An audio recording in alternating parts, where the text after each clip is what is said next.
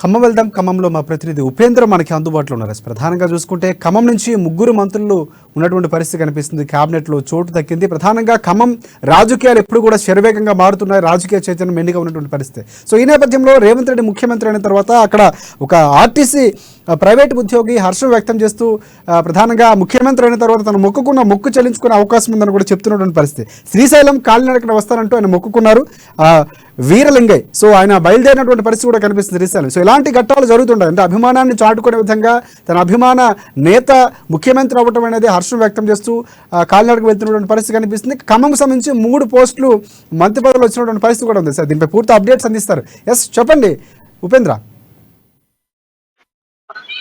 Right Rajasekhar, Khammam జిల్లా రాజకీయ చారిత్రాత్మకమైనటువంటి ఘట్టంగా చెప్పుకోవచ్చు. ఖమ్మం జిల్లా రాజకీయాల్లో చెరగని ముద్ర వేయబోతున్నటువంటి ముగ్గురు నాయకులకు సంబంధించి ఈరోజు ప్రధానమైనటువంటి క్యాబినెట్ హోదా లభించింది. దాదాపు ఖమ్మం జిల్లాకు దక్కినటువంటి తెలంగాణ రాష్ట్ర అనంతరం అరుదైన గౌరవంగా మనం స్పష్టంగా చెప్పుకోవచ్చు. ఇప్పటి వరకు ఉమ్మడి ఆంధ్రప్రదేశ్ గా ఉన్నప్పుడు మాత్రమే 3 పోస్టులు మాత్రం ప్రధానమైన క్యాబినెట్ లో హోదా కల్పించారు.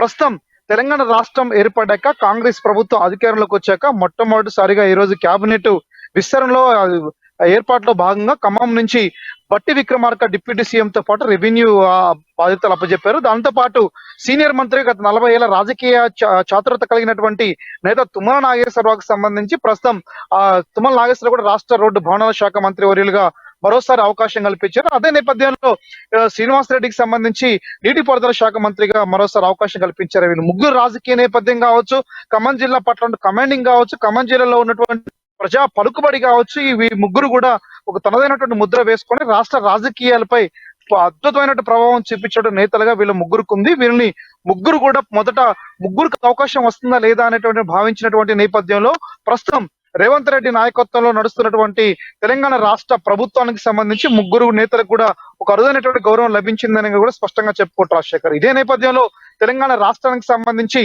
మొదటి నుంచి కూడా కేసీఆర్ కి కొలకరాని కొయ్యగా మారినటువంటి రేవంత్ రెడ్డి ఎవరైతే ఉన్నారో, రేవంత్ రెడ్డికి సంబంధించి ముఖ్యమంత్రి అయ్యాక ఖమ్మం జిల్లా ప్రధానంగా ఖమ్మం డిపోకు చెందినటువంటి ఒక డ్రైవరు వెంకటేపాలెం చెందినటువంటి ఆ వ్యక్తి వీరలింగయ్య దాదాపు ఖమ్మం నుండి శ్రీశైలం వరకు 407 కిలోమీటర్ల దూరంలో కాలినడకన పాదయాత్ర, ఇంత జోరువానతో పాటు తీవ్రమైన చలిలో కూడా రేవంత్ రెడ్డికి సంబంధించినటువంటి ముఖ్యమంత్రి అయ్యాడు, ప్రమాణం స్వీకారం చేశాడు, నా కళ నెరవేరింది, నా జన్మ ధన్యమైందని చెప్పేసి చెప్తూ ఈ రోజు ఖమ్మం డిపో నుంచి మధ్యాహ్నం శ్రీశైలం వరకు దాదాపు 407 కిలోమీటర్ల వరకు పాదయాత్ర వెళ్ళడం అనేది కూడా ఒక చర్చనీయాంశంగా మారింది. ప్రధానంగా ఖమ్మంకి సంబంధించి ఆయన ప్రధానమైనటువంటి కోరిక ఖమ్మం డిపోలో పనిచేస్తున్న నేపథ్యం కావచ్చు, గతంలో ఆర్టీసీకి సంబంధించిన అంశాల్లో సీఎం కేసీఆర్ కు వ్యతిరేకంగా జరిగినటువంటి ఏదైతే కార్యక్రమం సమ్మె ఉందో, దాదాపు 100 రోజుల పైగా జరిగినటువంటి సమ్మె కార్యక్రమానికి సంబంధించి రేవంత్ రెడ్డికి సంబంధించి ఆర్టీసీ కార్మికులకు మరణించినప్పుడు రేవంత్ రెడ్డి అతి క్రూరంగా దారుణంగా ఇంట్లో నుంచి బయట రాయకోకుండా అడ్డుకున్నప్పుడు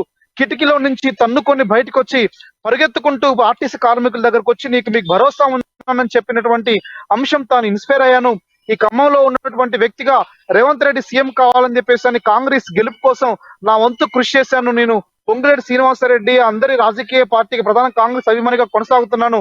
నాకు ఆయన రేవంత్ రెడ్డి సీఎం అవ్వడం చాలా ఆనందంగా ఉందని చెప్పినటువంటి సందర్భం కూడా కనబడుతుంది. ఇదే నేపథ్యంలో ఈ ముగ్గురు ఎవరైతే బట్టి, దాంతో పాటు తుమ్మల నాగేశ్వరరావు, దాంతో పాటు పొంగిరెడ్డి శ్రీనివాసరెడ్డి ముగ్గురు కూడా మంత్రి అయినటువంటి నేపథ్యంలో ఖమ్మం జిల్లా వ్యాప్తంగా సంబరాలు అమలు నడుతా ఉన్నాయి.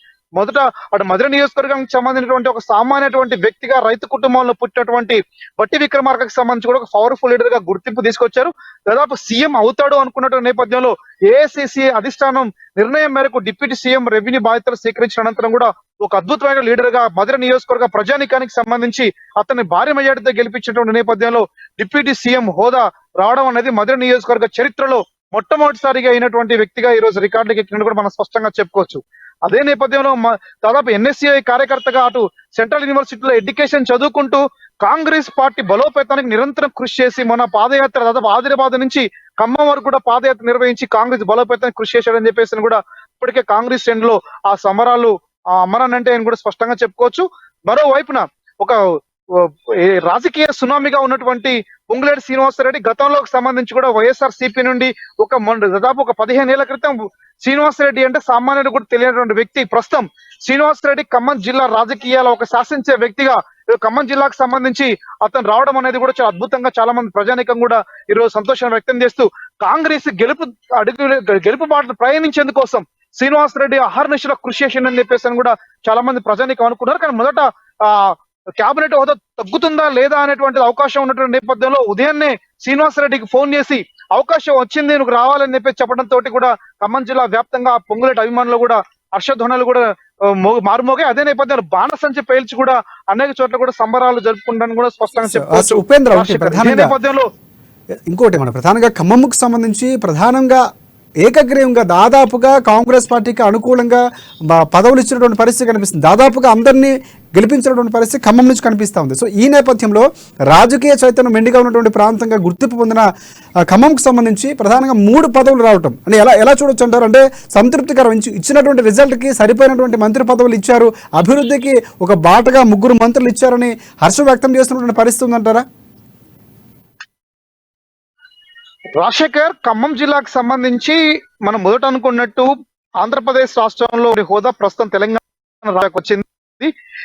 కూడా రాజకీయంగా అలాగా అవగాహన కలిగినటువంటి వ్యక్తులు ప్రధానంగా అటు నీటిపారుదల శాఖ అంశంలో కావచ్చు, ప్రధానమైనటువంటి 40 ఏళ్ల మంత్రిగా 3 ప్రభుత్వాలు అటు తెలుగుదేశం హయాంలో అటు బీఆర్ఎస్ హయాంలో దాంతో పాటుగా ప్రస్తుతం కాంగ్రెస్ హయాంలో 3 ప్రభుత్వాల్లో మంత్రి పదవి చేసి చరిత్రటువంటి తుమ్మల నాగేశ్వరరావుకు సంబంధించి రాజకీయంగా మంత్రి హోదాలో చాలా అద్భుతమైనటువంటి పాలనపరమైనటువంటి అంశంలో ఆయనకు అనుభవజ్ఞుడిగా ఆయనకు గుర్తింపు ఉన్నటువంటి నేపథ్యంలో అంటే ఖమ్మం జిల్లాకు సంబంధించి రాజకీయ చైతన్యం కలిగినటువంటి జిల్లాలో ఒక 3 ముఖ్యమైనటువంటి నేతల్ని ప్రధానంగా తీసుకున్న ఉద్దేశం కూడా తెలంగాణ రాష్ట్రం మొత్తం కూడా వీళ్ళ సర్వీస్ ను ఉపయోగించుకోవాలని చెప్పేసి కూడా కేబినెట్ గా భావించినట్టుగా మనకు అర్థమవుతా ఉంది.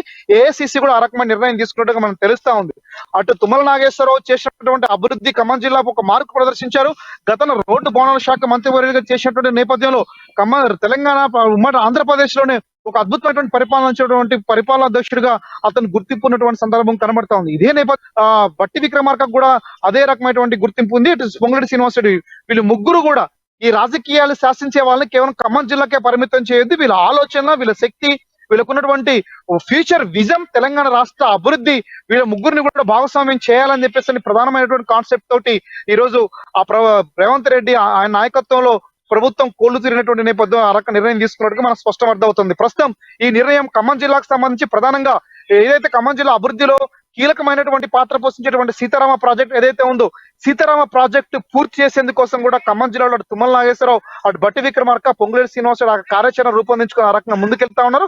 ఆ నేపథ్యంలో ఉన్న సీతారామ ప్రాజెక్టును సత్వరమే పూర్తి చేయడంతో పాటు ఖమ్మం జిల్లాకు సంబంధించినటువంటి ఎక్కడైతే ఈ సమస్య ఉందో నీటిపారుదలకు సంబంధించి అటు రెవెన్యూ పరమైన అంశాల్లో కావచ్చు, ఇతర అన్ని రకాల ఎక్కడైతే సమస్యలు ఉన్నాయో సమస్యలన్నిటి కూడా పరిష్కారం లభించే విధంగా ఆ రకంగా వీళ్ళ ఆలోచనలు వీళ్ళ శక్తిని ఉపయోగించుకోవాలని చెప్పి చూసిన నేపథ్యం ఏదైతే ఉందో ఇది ఖచ్చితంగా తెలంగాణ రాష్ట్ర పురోభివృద్ధికి దోహదం చేస్తుందని చెప్పేసి అనేటువంటిది కూడా ఖమ్మం జిల్లా రాజకీయ విశ్లేషకులకు అంచనా వేస్తా ఉన్నారు రాజశేఖర్.